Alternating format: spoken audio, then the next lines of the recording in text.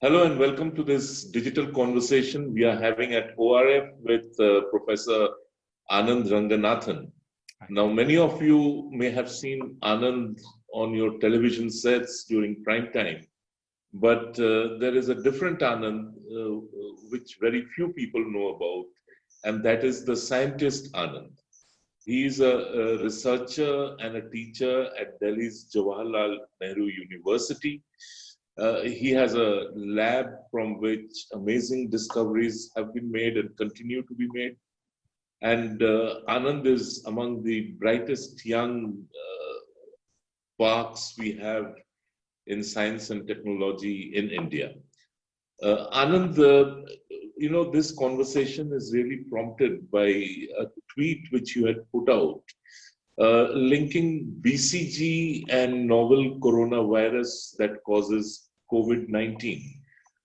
What is BCG? Because most of the people, although they may have got the shot when they were born or when they were young, they wouldn't know what BCG is about.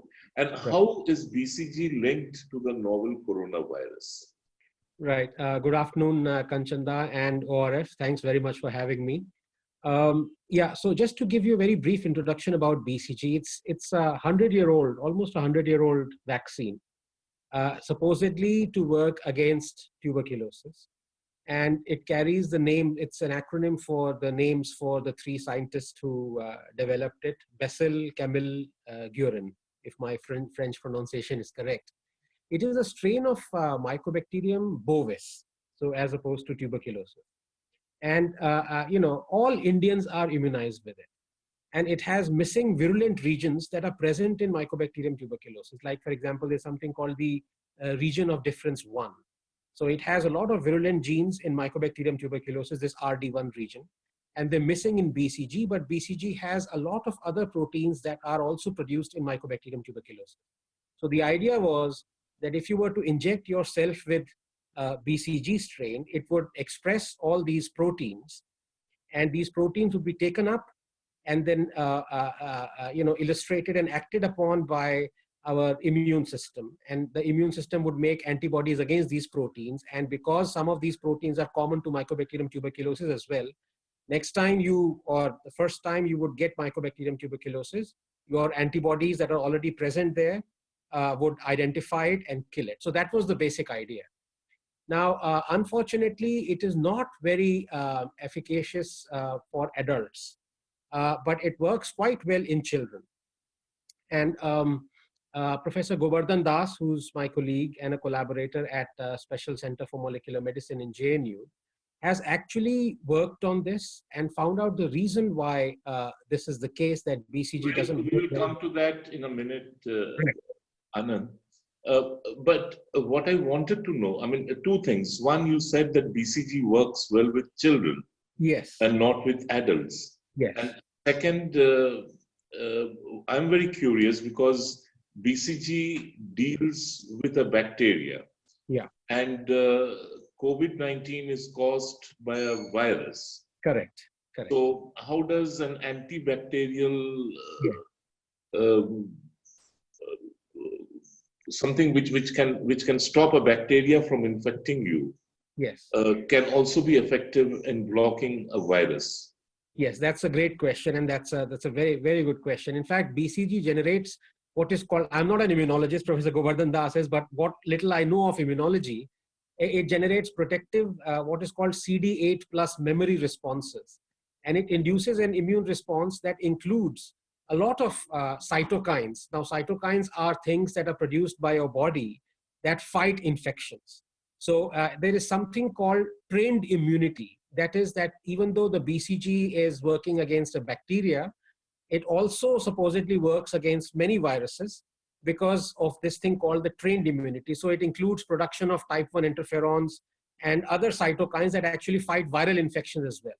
And BCGs, it significantly increases the secretion of what are called pro-inflammatory cytokines like IL-1B, and that contributes to antiviral immunity. So just 3 or 4 points I'd like to make here, that a lot of research has gone on to this, the question that you asked, Dada. So in a large scale, randomized controlled trial that was carried out in, I think, Indonesia, BCG given monthly for 3 months significantly reduced the incidence of acute upper respiratory infections amongst individuals aged more than 65 years. It has also been found that BCG vaccinated mice infected with vaccinia virus were protected by increased gamma interferon production from CD4. So it's actually producing a lot of these interferons and cytokines and IL-6 that are important for fighting a viral infection. Recently, a study conducted in Guinea found that children vaccinated with BCG had a 50% reduction in mortality, which is attributed to BCG's effect on reducing respiratory infections and sepsis. So what is this trained immunity? So immunologists think that this is actually a phenomena that is caused by metabolic and epigenetic changes that lead to promotion of genetic regions encoding for these cytokines in our body. So that is the reason why many people feel that BCG, even though it is an antibacterial vaccine, it is helping being antiviral as well. But you said that it's effective among children and not among adults. Yes. Now, so for instance, adults who were immunized with BCG when they were children. Yes. So if they were given the vaccine when they were children. Yeah. So you mean to say now that they are adults, the vaccine doesn't work on them? So I was talking specifically in context of Mycobacterium tuberculosis. So this is what scientists have found, that it works very good to protect the children against Mycobacterium tuberculosis, but it doesn't work very well to protect adults. Okay. Now, the next question that would naturally, agitate minds is that why did Western countries discontinue with universal BCG vaccination if this vaccine is so good, right, and so effective and so and that it also helps fight viral infections? Why did USA, for instance, ban it? Why did they prohibit it? Right. So two reasons. One was that it doesn't have much effect on protecting adults against tuberculosis. And if you look at the history of combating tuberculosis, there's a tremendous amount of research, like what we're doing research now in COVID. Almost every scientific lab is involved in, finding out a cure for COVID. This was the case in the 50s and the early 60s as far as tuberculosis was concerned. So, but once the drugs were found against TB research went on a decline till about 19. So there was a 30-year period when people, especially in the West, kind of ignored tuberculosis, thinking that they've actually conquered it. It was not until the resurgence of HIV that research on TB in the Western countries began again, because they found out that people who die of, who contract HIV actually don't die of HIV, but die of tuberculosis, because it's an opportunistic infection in that sense. So for about 30, 40 years, there was hardly any research done on tuberculosis. The West thought that it had actually conquered tuberculosis.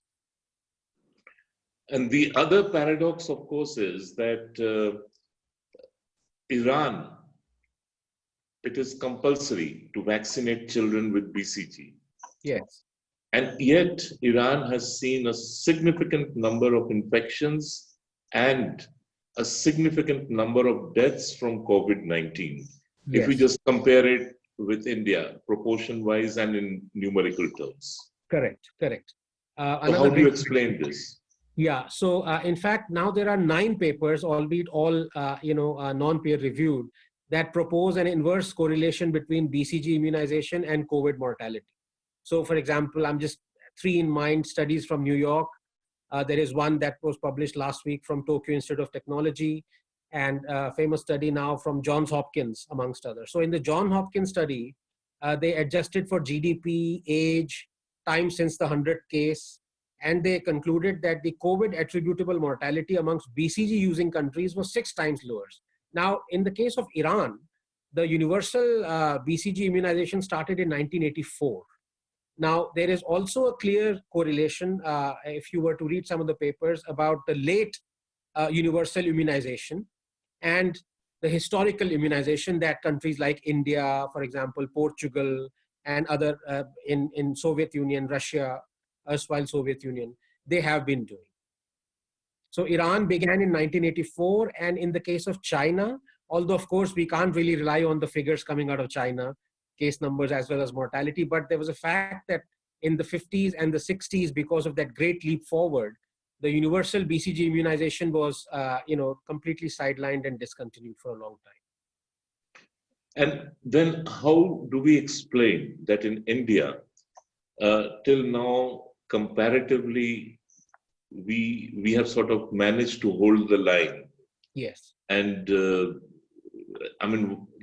can you link that with BCG? The fact that most of us, if not all, are recipients of the BCG vaccine as children, and has this built up an immunity to novel coronavirus?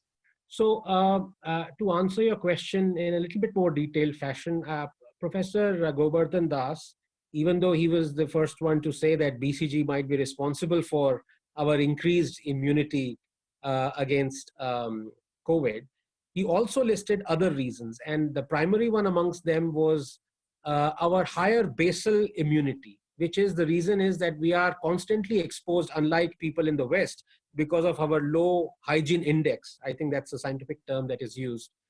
We are constantly exposed to a lot of environmental mycobacteria and a lot of pathogens. This results in our basal immunity against pathogens being naturally higher. So he has coupled it with the BCG immunization. And he also feels that because of the higher basal immunity, the BCG in India has a longer lasting effect. Otherwise, you need to give boosters. And in the older population, the effect of BCG might not be that, might not be seen that much as it is in the case in India. So next, what happens?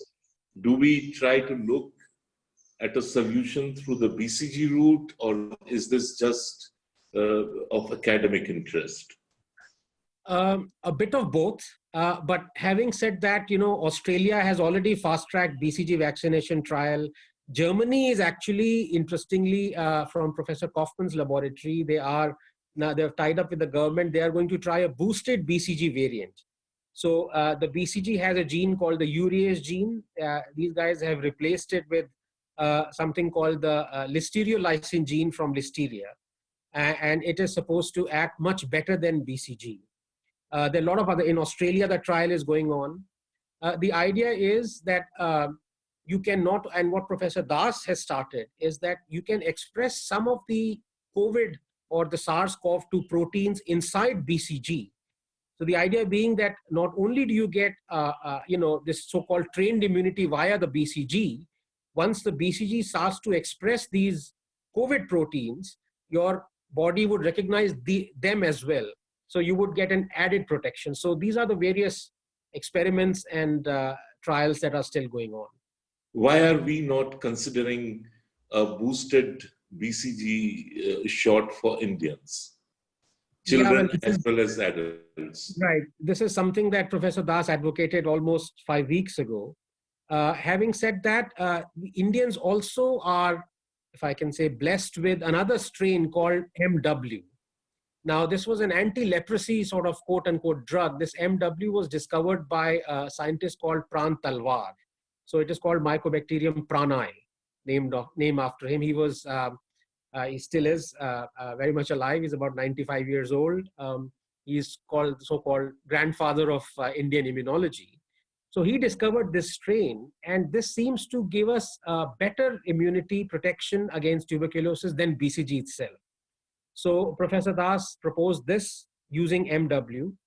After his proposal, it was taken up by AIIMS in Bhopal and PGI Chandigarh. And just yesterday, PGI Chandigarh, they administered this to 6 critical COVID patients, and they have seen good improvement. That is what was reported yesterday in CNN-IBN. So these trials are going on, and I think they would catch speed in the coming weeks and months. Thank you, Anand. Thank you for explaining the mystery behind BCG COVID connection and how this could sort of lead us to a breakthrough, which everybody is looking for as to how to fight the pandemic. Thank you once again. My pleasure. Thank you very much. Thank you. you.